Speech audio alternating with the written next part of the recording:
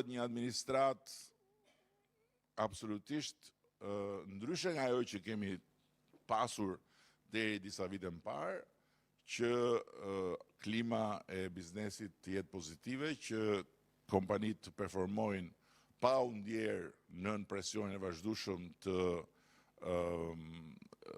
kërkesës për rishfet apo të korrupsionit, siç ka ndodhur deri jo shumë vite më parë, dhe patjetër që duhet një administrat që është e mirë pozicionuar në raport me qëllimet e shpallura të qeverisë për t'ia dalë që në fund të ditës rritja ekonomike të përkthehet në rritje pagash, në rritje pensionesh dhe në më shumë të drejta. Kur flas për drejta, nuk flas thjesht dhe vetëm për të drejtat që i shkojnë menjëherë në mend gjithsecilit kur përmendet kjo fjalë, po flas për shembull edhe për të drejtën e një page më të madhe për shkak të vjetërsisë së punë. Nuk e kemi pasur, sepse s'kemi pasur mundësinë, jo sepse nuk e kemi njohur një të drejtë të tillë. Sot mësuesit, mjekët, infermierët, punonjësit e policisë, forcat e armatosura marrin edhe bonusin apo pagën ekstra të vjetërsisë në punë. Nuk mund të paguhet njësoj dikush që ka një vit që punon me dikë që ka 15 vjet në punë. Këtë e kemi ditur, por nuk kemi mundur ta materializojmë. Pse? Sepse ekonomia nuk na ka dhënë këtë mundësi, sepse të ardhurat e mbledhura nuk na kanë dhënë këtë mundësi, sepse administrata që kemi pasur nuk na kanë ndihmuar sa duhet për t'ia dalë dhe për ta realizuar këtë mundësi.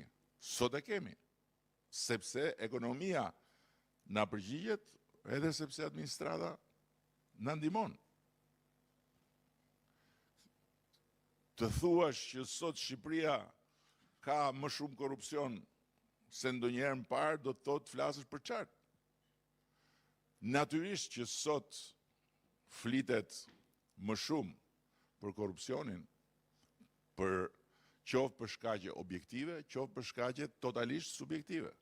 Qoftë për shkak se si asnjëherë më parë i është hapur korrupsionit luftë, dhe lufta i është hapur në radh të parë politikisht nga një forcë qeverisëse që ka udhëhequr një reformë që ka çliruar duart e drejtësisë. Ashtu si kundër, nuk mund të ketë korrupsion në rritje dhe të ketë rritje pensionesh me një projekcion i cili është i përfshirë në parashikimet buxhetore të 4 viteve, ku çdo janar rritja do të dyfishohet. Që do të thotë në janarin 2028 do të trefishohet, në janarin 2029 do 4 fishohet, dhe në janarin 2030 do 5 fishohet. Si bashkohen këto bashkë?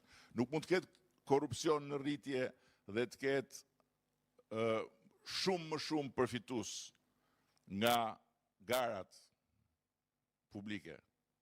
Këto janë fakte. Nuk mund të ketë korrupsion në rritje dhe të hapen 2000 disa qindra biznese të reja në 2 muajt e fundit. Të gjitha këto nuk duan të thonë që nuk ka korrupsion.